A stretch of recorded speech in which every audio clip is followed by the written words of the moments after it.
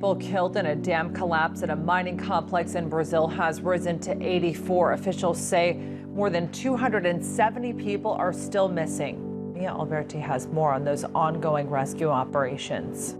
The sea of mud has destroyed this entire region, stopping just a few meters away from the houses here. And all around the clock we can hear and see the helicopters still trying to find bodies in the hardened mud, as the chances of finding any survivors are almost impossible by now. Anastasia is one of hundreds of locals waiting in this rescue center in Brumadinho. Her son was working in the mine when the dam collapsed and is missing ever since. She lost hope her son is alive, but is seeking answers from Vale, the company who owned the mine. My problem has no solution, but there's a lot of people alive who work in these mining companies that need more attention, more safety. It's good to make money, but to lose a loved one is very sad. It's irreversible. Rescue workers continue to try and find some remains in this mud. Here you can see the sheer dimension of their challenge. This used to be a forest, and where I am standing right now used to be a road that crossed until that side. We are seeing rescue crews still on the field trying to find some people, but it is enormously difficult to go through all of this mud. The company Vale is starting to having to answer for environmental crimes and negligence for all the lives that have been lost, more than 200 people that are still missing. Então eles estão achando que pode assim dar uma água, uma indenização, uma cesta básica que pagou. A gente quer a nossa terra viva, a gente quer o rio limpo.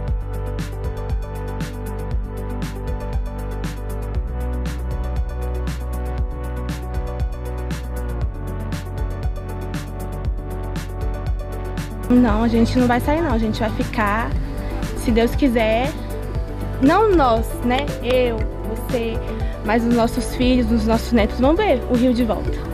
Today, a political promise made good, but does arming Brazilians make the country safer? Is that Brazilian people are truly afraid. Most of the people I talk to and most people I know in Brazil have been victims of an assault. Brazil has one of the highest rates of femicides in the world. So it is comprehensible, in my view, that women who have been victims of domestic violence or know of these stories are worried about what can happen to them with these new gun laws. I was beaten so many times by my child's father. The worst one, I was pregnant. He locked me in the bathroom and had his hands around my neck.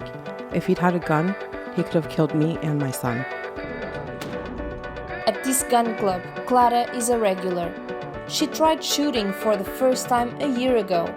She's been a gun lover ever since. If something happens at home, I can defend myself, and I think it's about equality. Now, not only the criminals have guns. If you have the maturity and know how to use, it's going to be very positive. Bruna Silva lost her son 9 months ago. Marcus was going to school when he was caught in a police operation in a favela. He was shot in the back and died in the hospital. When I got to the hospital, my son was alive. His blood was still warm. And he asked me, "Mom, the police shot me. Didn't they see I was wearing the school uniform?" Bruna is part of a support group for mothers whose children have been killed by police. Now she is helping Luciana. She lost her 12-year-old son, Cauã, just days ago. I'm at a loss for words to explain how I feel about the tragic way my son died.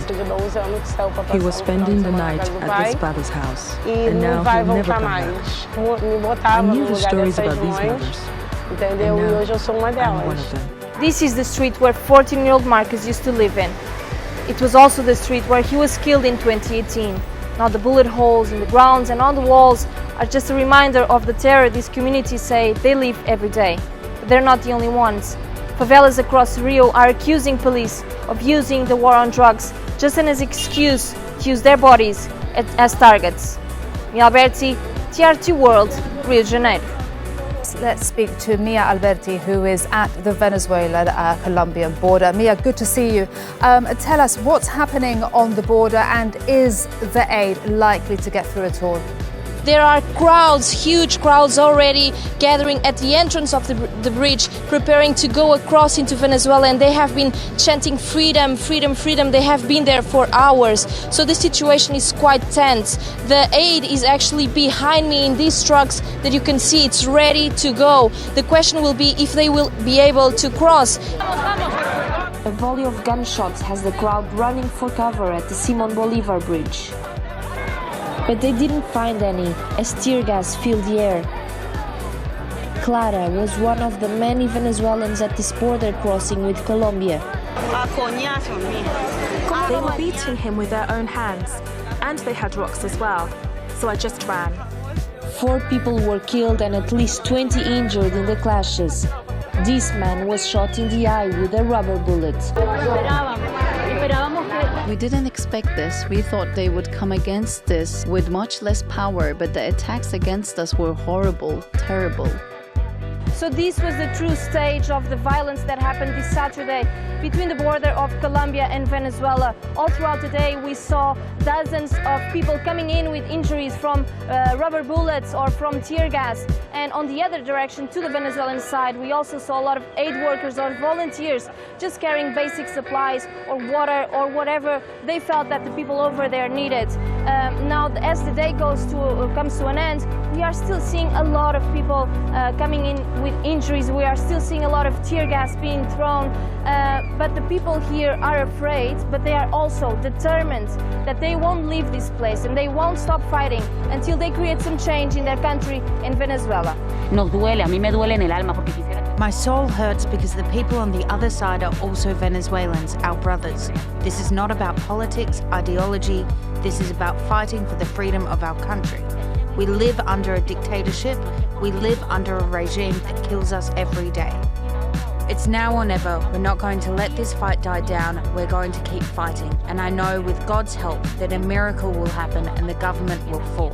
This is where Colombia ends and Venezuela begins. From that river on, it's Venezuelan territory. And you can still see a lot of people using this crossing to get into their country or to coming to Colombia to get food and medicine, including small children, as we can see right now. And although on the other side it isn't clear what awaits these people, they might be Venezuelan guards or colectivos, which are paramilitary groups known to be very violent. For these people the risk is worth it, as they have their relatives waiting for them and they have to go back into their country. Mia Alberti, TRT World, Cúcuta, Colombia. Today, is Brazilian development a death sentence for the Amazon? I think what's concerning is the rising rates of the destruction, which are almost record high. So in July, we saw an increase of 300% comparing to last year. That's the equivalent of a football field, actually 3 football fields every minute. So that's the rate of destruction we're talking right now. With the recent bushfires in the Amazon, this village has been filled by smoke, and we can still see the ashes falling down from the sky into the river. Quite an apocalyptic scenario in a place that's supposed to be a beacon of nature and the lungs of our planet. Mia Alberti, Rondônia, in the Amazon. Mia Alberti, thanks so much for following that story for us. Mia, thank you very much for that update. We appreciate your reporting. That was Mia Alberti. Thank you for that. That's Mia Alberti live from Cúcuta.